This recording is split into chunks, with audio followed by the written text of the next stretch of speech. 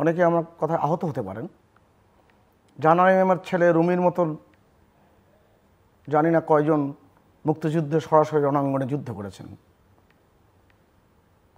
এবং সেই মুক্তিযোদ্ধারা যখন মাঠে কাজ করছিল, হয়তোবা তার কিছুক্ষণ আগে তার বাড়ির থেকে, বাসার থেকে, তার কুড়ে ঘর থেকে তার স্ত্রী মাথায় গামলা করে পান্তা ভাত কিংবা ভাত, করকরে ভাত, হয়তো একটু পেঁয়াজ, একটা মরিচ, এটা নিয়ে গামছা দিয়ে বেঁধে মাথায় করে মাঠে আসছিল তার স্বামীকে খাবারের জন্য,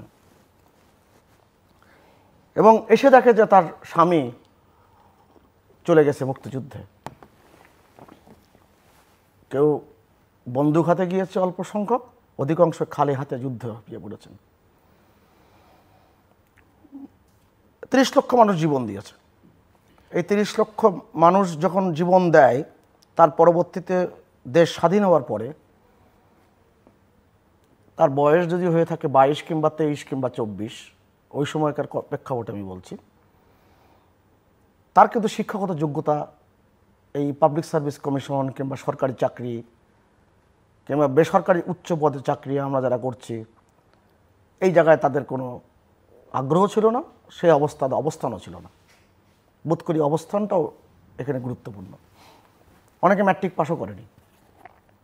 অতএব মুক্তিযোদ্ধাদের যে আমরা যে সম্মান দেওয়া কিংবা তার সাথে যোগ করা, তাদেরকে বেনিফিট দেওয়া যে বিষয়টি, সেটা বঙ্গবন্ধুর 3 বছর 7 মাস সময়ে কিন্তু এটা সম্ভব হয়নি। মুক্তিযুদ্ধের নানান রকম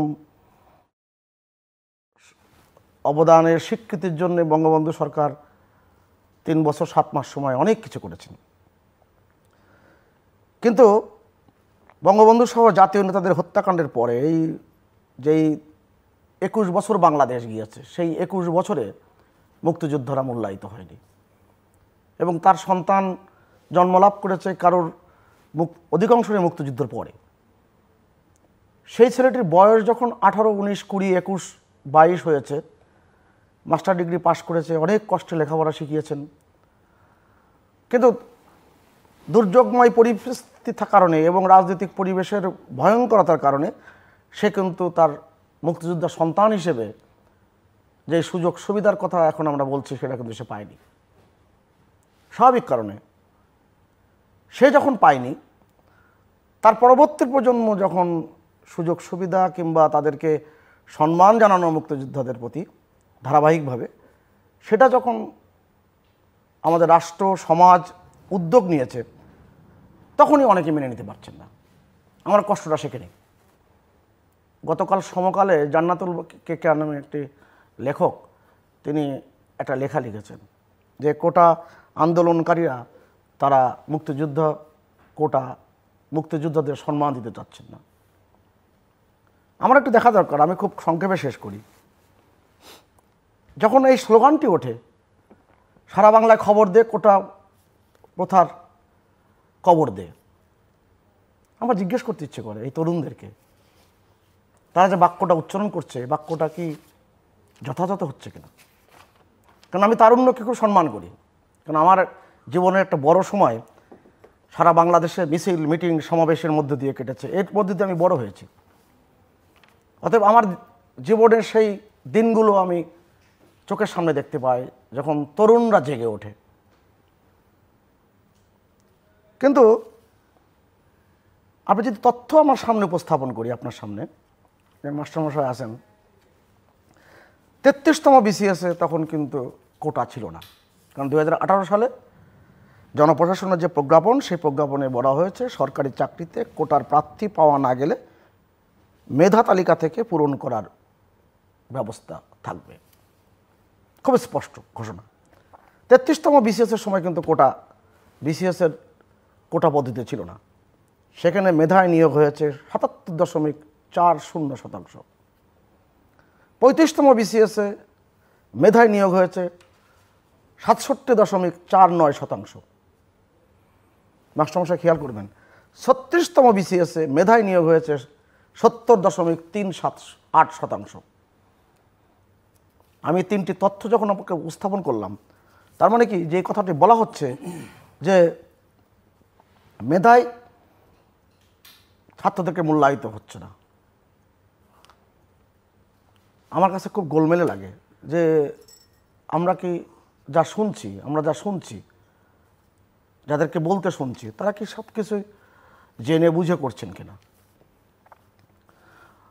আর এখানে সরকার কিন্তু বিবাদী, সরকার কিন্তু মামলায় বাদী নয়। আইনমন্ত্রী স্পষ্ট করে আজকেও বলেছেন যে আদালতে তাদের তথ্য এবং তাদের যুক্তি উপস্থাপন করবার জন্য। সেখানে বিশ্ববিদ্যালয়ের আমার মাস্টারমশাইরা তারা এখন আন্দোলন করছেন এবং এই প্রথম সর্বাত্মক আন্দোলন। কখনো লাইব্রেরি বন্ধ হয়নি, ল্যাবরেটরি বন্ধ হয়নি, এবং সেই সর্বাত্মক আন্দোলনে আমি তো মনে করতেছিলাম বিশ্ববিদ্যালয় ক্লাবও বন্ধ। তা আমি গতকালকে যে ক্লাবটা খোলা পেয়েছি। অতএব আমার কাছে মনে হয় শিক্ষকদের প্রসঙ্গটা একটু পরে আমি বলছি না, এর মধ্যে যুক্ত হওয়ার কারণটা এটা বলছি। আজকে যে মিছিলের যে তরুণদের সমাবেশ দেখছেন, এই তরুণদেরকে আমি খুব শ্রদ্ধা করি, কারণ আমার বয়স এখন 59 বছরের কাছাকাছি। আমার সন্তান তুল্য বয়স আমার, আর ঠিক সময়ে যদি সংসার করতাম এর চেয়ে অনেক বড় ছেলে থাকতো। আমাদের বন্ধু বান্ধব যে আমার ফার্মেসি ডিপার্টমেন্টের ছাত্র দেশে বিদেশে, তাদের অনেক নাতি নাতনি নিয়ে তারা বসবাস করছে, সুখে শান্তিতে আছে। যেহেতু মিছিলের মানুষ, অতএব মিছিলকে জীবনের পথ হিসেবে মেনে নিয়েছিলাম। এবং পেশাগত জীবনে আমি খারাপ করছি না, অনেক অনেক ভালো করছি, এটা আমার অহংকার। একটা ব্যাপার খুব পরিষ্কার করে বলি, আজকে যদি ঢাকা ইউনিভার্সিটি কেন্দ্রীয় লাইব্রেরি বন্ধ না থাকতো, এই মিছিলের বেশ কিছু ছাত্র কিন্তু লাইব্রেরিতে থাকতেন, আমার ধারণা। অতএব যারা মনে করছে আমরা বিসিএস এর প্রস্তুতি, সরকারি চাকরিতে প্রস্তুতির জন্য আমাদের লাইব্রেরিটা খুব গুরুত্বপূর্ণ, জরুরি ছিল এবং তার ফলও পেয়েছে, আমরা বিশ্ববিদ্যালয় জীবনে লাইব্রেরিতে এত ছাত্রছাত্রী আমরা কখনো দেখি নাই। যারা গবেষণা করতেন এবং যারা এখন তো লাইব্রেরি হলো বিসিএস এর প্রস্তুতি ছাড়া যে অর্থ ব্যবহৃত হয় না। তার স্বাভাবিক কারণে সময় কিন্তু বদলে গেছে, দিন বদলে গেছে, মানুষের চিন্তা চেতনাও কিন্তু বদলে গেছে। আর রবীন্দ্রনাথ ঠাকুর বলতেন যে পরিবর্তন মানিয়ে লইতে হইবে। পরিবর্তিত পরিস্থিতি এখন এমন জায়গায় দাঁড় করিয়েছে, মুখোমুখি দাঁড় করিয়েছে, বলছে কোটা আর মেধা, কোটা মেধা যারা বলছেন, সব মিলে আমার কিছু গোলমেলে লাগে, আমার অঙ্ক মেলে না। দেখা যাক আপনার অঙ্ক কিছুটা প্রফেসর কামরুল হাসান মেলাতে পারেন কিনা। আমি আসছি আবার আপনার কাছে, প্রফেসর কামরুল হাসান। ধন্যবাদ আপনাকে প্রিয় সঞ্চালক জেলুর ভাই এবং আমার শ্রদ্ধেয় সহ-আলোচক, দর্শক শ্রোতা যারা শুনছেন। এই দুটো বিষয়ে সাবধানে কথা বলা দরকার এই জন্য যে এই মুহূর্তে যারা দর্শক শ্রোতা তারা আমাদের অনেক আলোচকের চাইতেও ভালো জানেন, এবং বলাই বাহুল্য আমি আপনার ইউটিউবে একাধিক আলোচনা শুনেছি, সেখানে আমরা যে আলোচনা করব তার চেয়েও বেশি তথ্য আছে আমি দেখেছি। তবে যেহেতু আলোচক হিসেবে এসেছি, আমি এর সাথে সংযুক্ত করবার জায়গা সেগুলো একটু বলতে চাই। সেটা হচ্ছে, দেখুন, কোটার বিষয়ে যারা সংবিধান আইন বিশেষজ্ঞ, যারা নির্ভরযোগ্য এবং আমলাদের পক্ষ থেকে যাদের উপর আস্থা রাখে দলমত নির্বিশেষে সবাই, আমি দুজনের নাম বলতে চাই আজকে সরাসরি, অধ্যাপক আসিফ নজরুল এবং আকবর আলী খান। উনি ভালো গবেষক, প্রয়াত আকবর আলী খান, এবং উনি বিশিষ্ট মুক্তিযোদ্ধাও।